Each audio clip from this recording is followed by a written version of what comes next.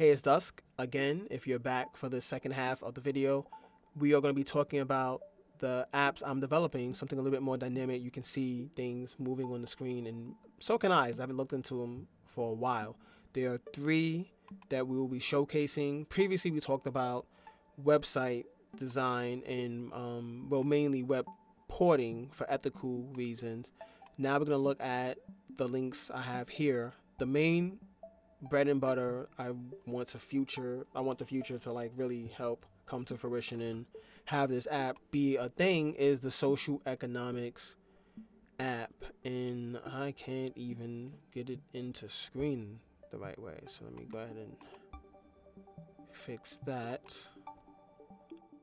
All right.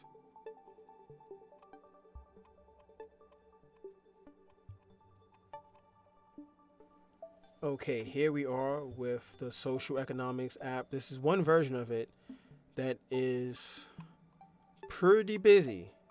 It's pretty busy, if I do say so myself. And some of the features really include monitoring your own data privacy while also monetizing your digital footprint. In this version of it, the community feed will look something like this. Whereas if you are posting about your trade, then this will be a certified footprint, maybe on the blockchain, tracking your accomplishment, your personal milestones. That metadata, of course, has value, and once that value becomes something that's accessible, tradable, attainable, the app will handle that connection, building a web of forward-going, progressive thinking, environmentally conscious, sincere networking for a cause, and also allowing you to control your data and how it's being sold and how it's being and how it's being monetized. More importantly, benefiting directly from said monetization. Like I said before, this one is a busy version of the app. I also have a section here that is for the humans where we verify said successes, whatever milestone that is creating valuable data. We want to make sure it's true and sincere. So part of the job will be a human to human connection, maybe even a congratulations, but something that we can use AI, technology, and algorithms for is improving our connections and improving our own self-worth and valuation.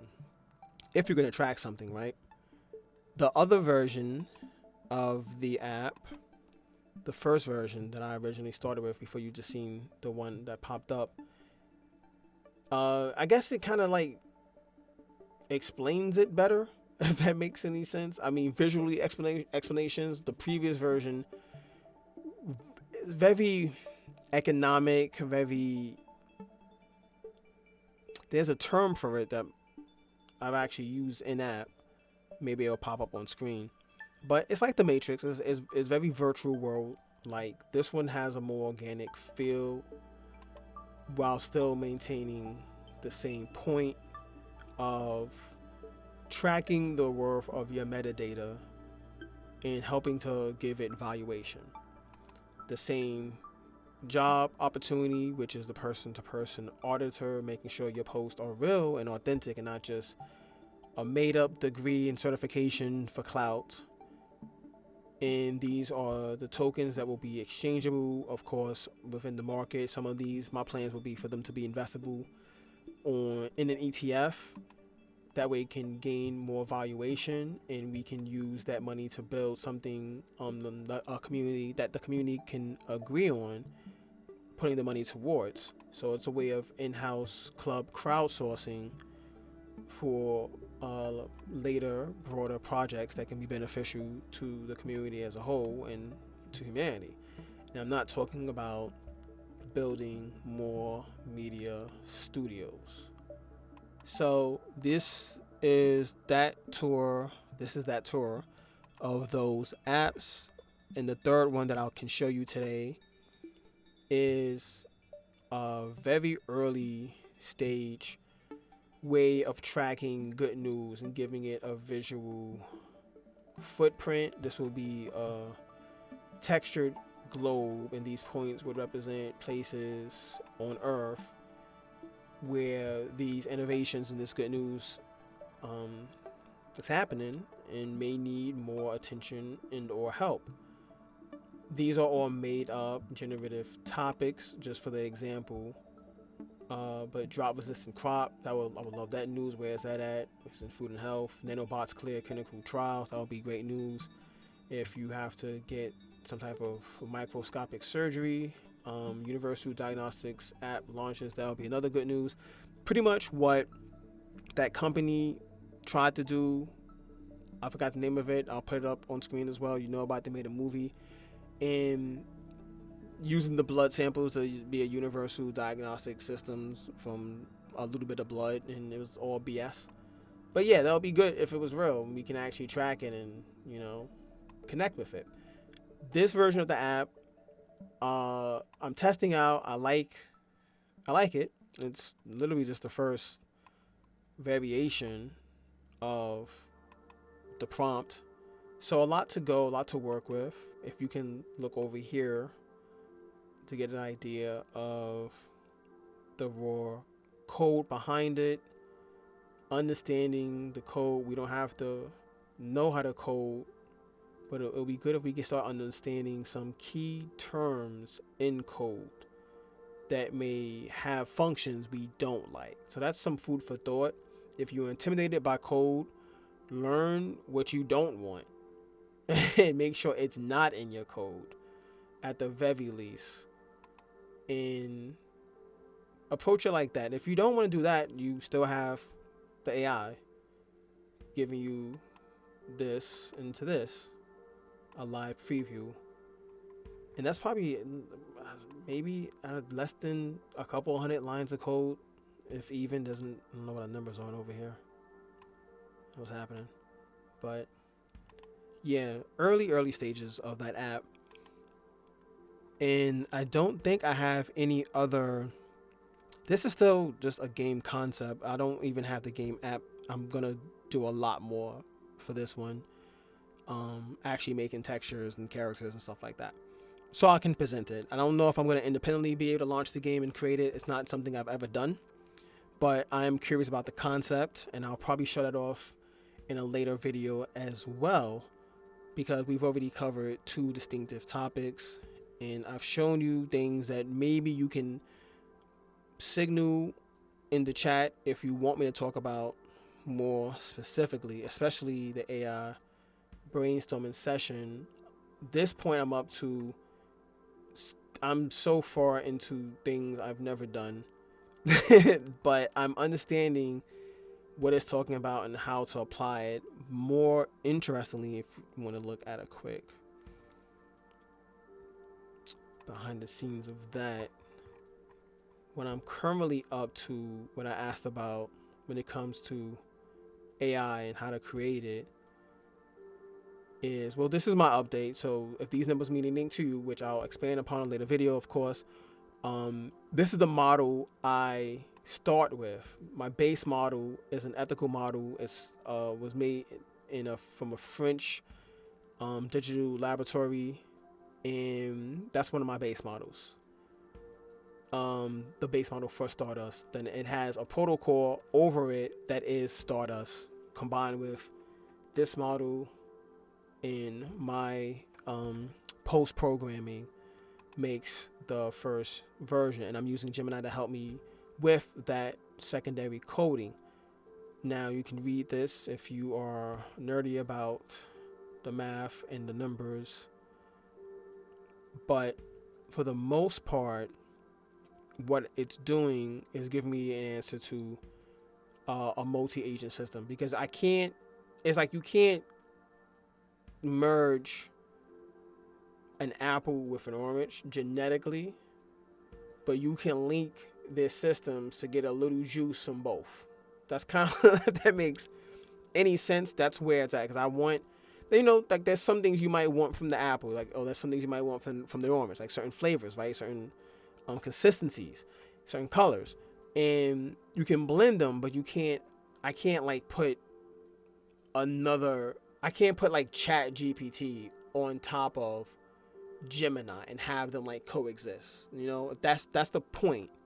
You just can't blend them because they're so independently developed from similar hierarchies, but so far gone that they're apples and oranges. But once again, you can squeeze the juice if you have the right system to get the right formulation for your apple and orange mix. And we'll get more into this. The whole topics are digital sovereignty. How do you create a platform for yourself online, and how do you control the privacy of that platform? How do you protect that platform, and how do you monetize that platform? You are the platform. If you're online, you're a platform for content to be consumed because you're a consumer online. But I believe that we should be evolving as living individuals in reality. There are so many things to see in the real world that people make up virtually to substitute for actual experience, and we buy it when we can actually buy the experiences while we have them. So it all really starts with, well, where are we at in the world with society and our technologies and our ethics, and where do we want to be, and how do we project that future? Most people who I know who are anti-AI can't even grow their own crops, or wouldn't even try, you know, but we'll just get to the ones who can't. Maybe you want to, maybe they want to, but they can't. So what is your alternative? If you have to live in society and be in the system, how are you utilizing it?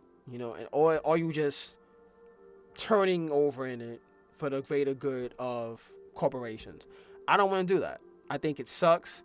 I know it's terrible. We all do. We literally have companies that have late night shows that tell us this exact same thing in so many words, exposing conspiracies, and they themselves get fired because their bosses are the very conspiracy co-conspirators or associates. And it's like, well, what the hell are we doing? You know, like, we're listening to bad news consistently, but where are the solutions? Where are the opportunities for us? And how can we get beyond this BS? Because it really comes down to us independently doing it. And when I say independently, I start with you as an individual striving to be the best with what you can get from what's being offered, right?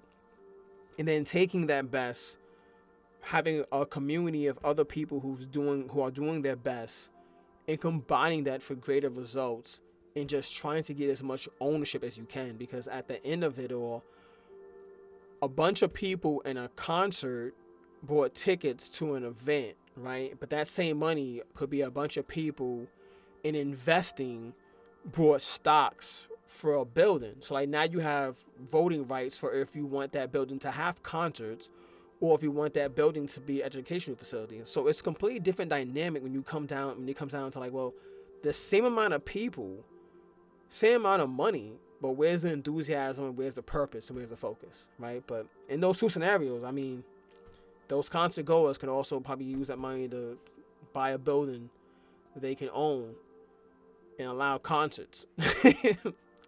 This has been Dusk.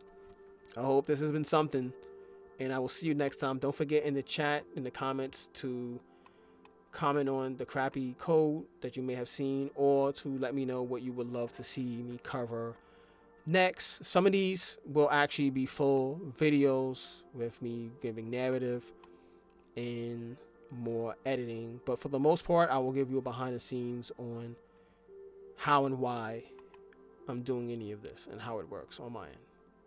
Stay bright.